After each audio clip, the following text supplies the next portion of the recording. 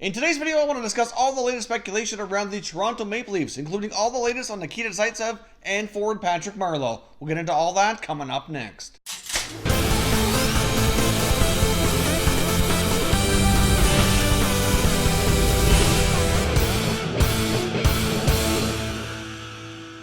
Welcome back to Top Shelf Hockey. If you're new to the channel, thanks for stopping by. We review and discuss all 31 NHL teams, so if you're a huge hockey fan, consider subscribing and clicking the bell so you don't miss anything. Now, the past 24 hours has been a lot of news out of the Toronto Maple Leafs organization. Some of it's been confirmed, some of this is rumors, but either way, there's lots of interesting things going on which might help the Maple Leafs shed a fair bit of salary and go a long ways in helping fix their salary cap situation and potentially retain more of their RFAs and get more things settled here than many people might have thought was possible for them during the 2019 offseason. Now, of course, yesterday, some information came out about defenseman Nikita Zaitsev, which was confirmed by Kyle Dubas later in a press conference from the NHL Scouting Combine.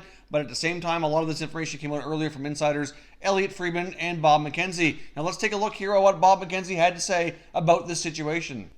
Now, this is a series of tweets here that he put out, so let's start here with the first one. It says, Nikita Zaitsev, who for personal reasons asked Toronto today to try to facilitate a trade. He has 5 years remaining on a contract with an AAV of $4.5 million. Toronto will try to oblige Zaitsev, but are not in a salary cap position to retain much, if any, salary. Zaitsev is a polarizing figure, and in short term, trying to make this deal could be problematic. He played big minutes under coach Mike Babcock. Current Leaf regime is not the one who signed him to the contract, but it warmed up to him as a capable top 4-minute defenseman. He goes on to say here that Jake Gardiner is not expected back. Travis Dermott is coming off shoulder surgery and won't be available to start the season. Take Zaitsev out of the mix and there will be holes. It will be interesting to see how they are filled and at what cost to the organization.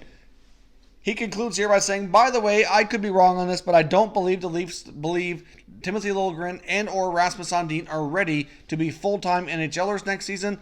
We'll see in training camp, but to suggest one or both should be penciled into the lineup is, in my opinion, a real reach. Now, that last part, I'd probably agree. I do think Liljegren and Sandin have certainly progressed nicely in the American Hockey League. I think there's certainly an argument to be made that Sandin might actually have more upside than Liljegren and that he might have surpassed him here on the prospect depth chart. Wouldn't be shocking to see Sandin get a full-time spot before Liljegren, but there were reports earlier in the year that they were ready to call up Liljegren and give him a shot at the NHL here, but he was injured and not able to go. Of course, that's just a rumor. I don't know if that's going to be confirmed anywhere, but I know there was talk that they were going to call him up and give him at least a small amount of games, kind of like they did with Travis Dermott the year before. But of course, that opportunity never came, so we never really get to see even a small sample size to see how he would do. But I do fully suspect that those two, along with Calle Rosen, would certainly go into training camp and battle for spots. I think based on contract, Rosen will be given more opportunity because he does have another 2-year extension, and I believe it's a one-way deal. But I certainly expect Sandin and Liljegren to at least get some games next year, be a call-up option, depending on injuries or whatnot. So I kind of agree to a sense here with Bob McKenzie that I don't see them being full-time, at least not next year, but it would be wise to at least get them some action. And I do think the Leafs are anxious to see how they'd make out at the NHL level. What we do know on Dermott is that he likely will miss training camp in at least the first month or so of the season, so we could be into November or later before he's ready to play on a regular basis. So that creates a hole. Plus, with the money situation with the salary cap, it's very unlikely that Jake Gardiner doesn't return. It's not a guarantee that Ron Hainsey returns either, although more likely because he was paid a lot less and likely could return if they can come to terms at least on a short-term, fairly cheap contract. But of course, he might have to play bigger minutes still, depending on the overall decor that they end up with by fall. But at least there's a possibility Hainsey could return, but again, no guarantee. So if you take out Gardiner, you take out Hainsey, you take out Zaitsev, Oshiganov already left for Russia, so he's not coming back. Not that he was working out great anyway. And then you throw Dermott on the IR. It doesn't really leave a whole lot. You've got Morgan Riley and Jake Muzzin, who both play the left side naturally. You've got Justin Hall, who saw very limited action last year. I think he's only played about 20, 25 games or something. They seem very reluctant to give him any consistent playing time. He's under contract for one more year. Then you get the youngsters that we talked about. So that certainly would create a very young, very inexperienced blue line. And as much as the Leafs likely don't mind having some of them get some games, I'm not sure they want that many young, inexperienced blue liners to be playing full-time to start the year. So that is a problem. But at the same time, Zaitsev wasn't working out great last year anyway, so moving him along and letting somebody else come in might not be the most terrible thing that would happen. I honestly believe that the Leafs were going to attempt to trade him anyways, even if this trade wouldn't have been requested by him and his agent. Now, the question is where could he go, and would the Leafs have to retain salary or add something else to the mix here to make it like a sweetener to encourage a team to take on that contract? It's not so much the money as it is the term. Obviously, the total amount of money over 5 years adds up for a guy who kind of has been underperforming, but at the same time, you never know. I've seen it before. Guys get off to another team, get a fresh start with a new coach, new system, and sometimes it works out better. He's still only 27 years old, so I would say all is not lost for his career. I do think a team out there will take a chance on him. It's just a matter of who and what's the cost going to be for Toronto. Now let's take a look at some of the teams I believe might be good landing spots here for a guy like Nikita Zaitsev. I've seen some people speculate that maybe they should look to a team like the Ottawa Senators or the Colorado Avalanche, and as much as they do have all kinds of cap space, and there is some sense to that, I'm not sure that either of them are really a great fit. If you take a look at the Avalanche on the right side, they've got Tyson Barrie, they've got Eric Johnson, they've got Cale Makar, they still have Connor Timmins. We're not sure how he's doing. I know he missed a lot of last year, but he's a great prospect as well. So I'm not sure the Avalanche are really going to want to go down that road and tie themselves to a 5-year contract when they're not even sure what they're doing with Tyson Barrie yet. So it is possible Barrie may not be there longer term, but either way, I'm just not sure that that's a fit based on the position. And of course, you got Ottawa, who's again has tons of cap space. Probably has to spend a little bit more to get to the floor. So there is that possibility that they could take on a contract like this. But if you take a look at all the positions they could do it in, defense might be one that's not so much an area that they need to do it with. They have all kinds of defensemen who can play. Many of them are younger and developing. And personally, I think it'd be better for them to kind of go with what they have. They're already trying to maybe shed a defenseman or two because they have too many now that's played at the NHL level that they need to either sign or cut bait with as well. So either way, I don't see Zaitsev being a great fit there. There are two other teams, though, that I think might be very interesting for the Leafs to talk to, and that includes the New York Islanders and the New Jersey Devils. Taking a look at the Islanders' salary cap situation, as you can see, they have all kinds of salary cap room, but at the same time, they do have some players they need to sign. They're still negotiating with Captain Anders Lee and goalie Robin Leonard, so they're going to eat up a fair bit of that. But there's some other guys that might walk in return. There's been some rumors they might be trading a guy like a Nick Leddy, so they very well might take on a guy like Zaitsev. It's certainly possible. Obviously, GM Lou Lamoriello is the one who negotiated that contract with Zaitsev, so obviously it's a player he's familiar with. He certainly has not appeared to be opposed to bringing in some former guys that he knows to the Islanders, like Komarov is a good example, Matt Martin, another one. So obviously that might be a possibility for them to talk to. Of course, maybe depending on how the Islanders feel about it, depending on how the Leafs feel about it, maybe they could take back a guy like a Scott Mayfield. Now, Mayfield's got a longer-term contract too, but he's signed to significantly less money. He's been primarily a third-pair guy, and it might be a situation where the Leafs can get some experience on their blue line. They still have a longer-term contract, but it's significantly less money, so they free up a fair bit of space to kind of help things out here. So that certainly, to me, seems like a strong possibility. Then, of course, you get the New Jersey Devils here. They get all kinds of salary cap space as well. Of course, they hold a top pick in the draft this year. They had a top pick a couple of years ago. They have a lot of young talent. They're working on rebuilding. Bringing in a guy with a little bit of experience on their blue line might be a good option. Of course, on the right side of their defense right now, they have Damon Severson, who's a pretty decent defenseman, signed longer term, around $4 million. Other than that, they've got like Steven Santini, who's not necessarily signed longer term, not really a big name. The left side, they got Sami Vatanen, Will Butcher, and they got Green as well. The left side looks a little bit more stabilized, but the right side of New Jersey could use potentially a guy like Zaitsev who could play second or third pairing minutes. Might not be a bad idea. And of course, New Jersey's going through a rebuild. Maybe they want an extra pick or an extra prospect to kind of sweeten the deal.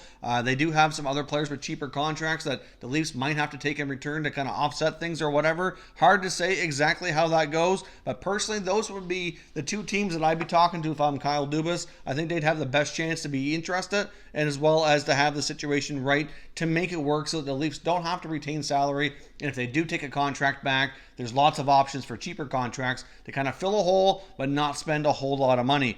Now, if the Leafs did have to add a sweetener to the mix, who could they possibly add? We know that they're likely looking to trade forward Connor Brown to shed some money as well. He's making a little over $2 million.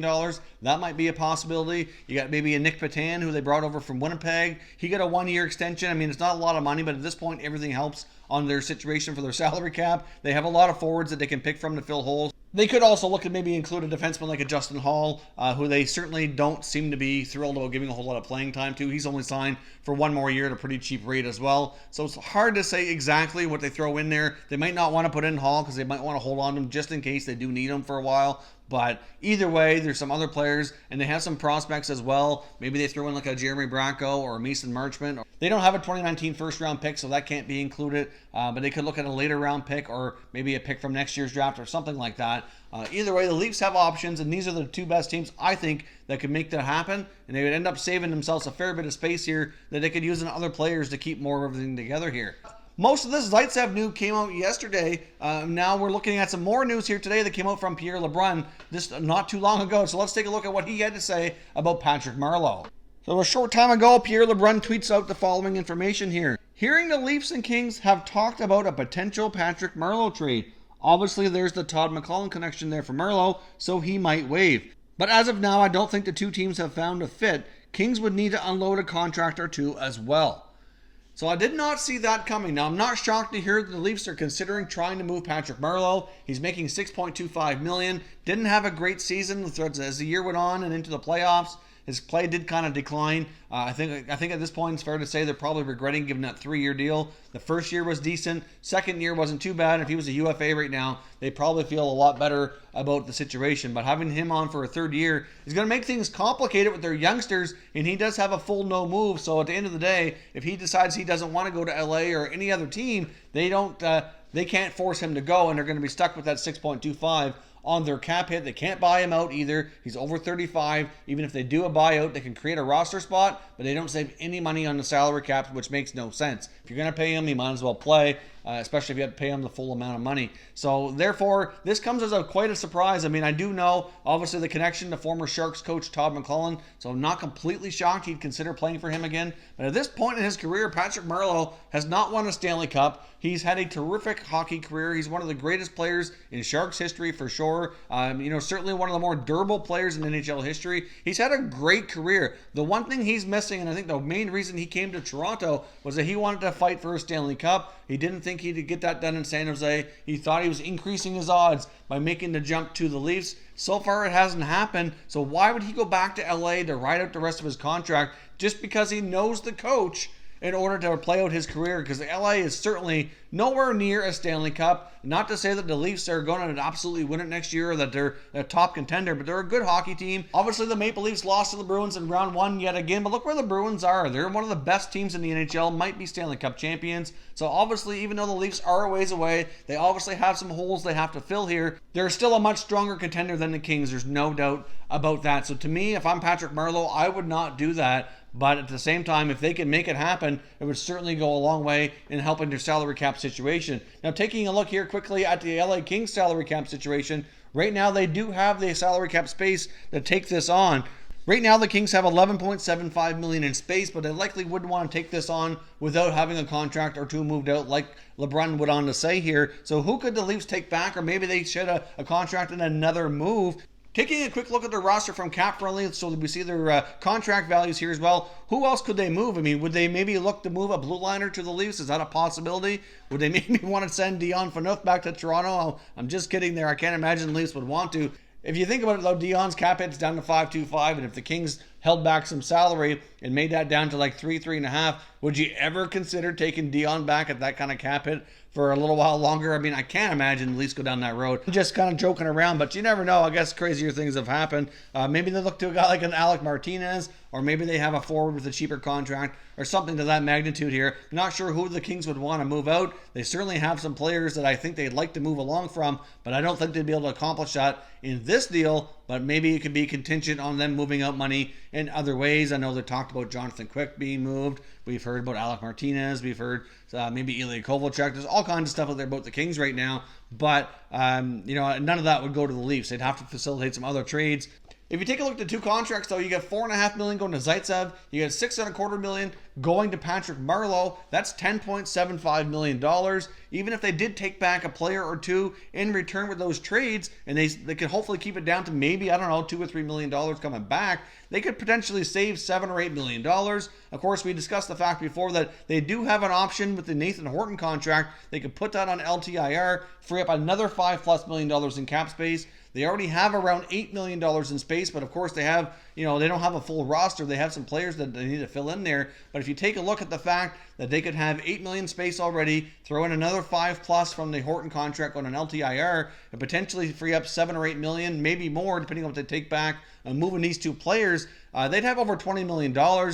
You get Mitch Marner satisfied. You sign Janssen Kapanen, bring back Hainsey on a short-term, cheaper deal, and you solve a lot of your problems. So if they can make this happen, it would go a really long way to helping them keep their young core together. I'm just not sure why Marleau would go about doing that. The Zaitsev stuff makes more sense. I understand maybe why he wants out to a degree, but they were looking to move him anyway. But Patrick Marleau, why do you want to go to LA? I'm not really sure. Bit of a head shaker why Marleau would consider waving to LA. I mean, obviously LeBron doesn't have information to say that he definitely would. He just feels he would based on the connection to the coach. But I have to say that for me, more than likely, that's a situation that doesn't happen. But I guess we'll see what happens here. Kyle Dubas has a lot of work in front of him. He's got a lot of contracts that he needs to look after. And obviously trying to keep these young guys satisfied and keep them together here is not going to be easy. But if they can pull off on Zaitsev and Marleau trades, that'll go a long way to fixing their situation. So, of course, as always, I want to hear your thoughts and your comments down below. Let me know what you think about the possibility of these two players being traded, where they might end up, and what the returns could be. And we'll discuss further in the comments. If you're new to the channel, I hope you consider subscribing. We cover all 31 NHL teams, and there's plenty of content here for all hockey fans to enjoy. So if you're new, subscribe for more videos just like this one, and give the video a thumbs up if you enjoyed it as well. I'd appreciate it if you did. As always, thank you for watching, and I will catch you next time.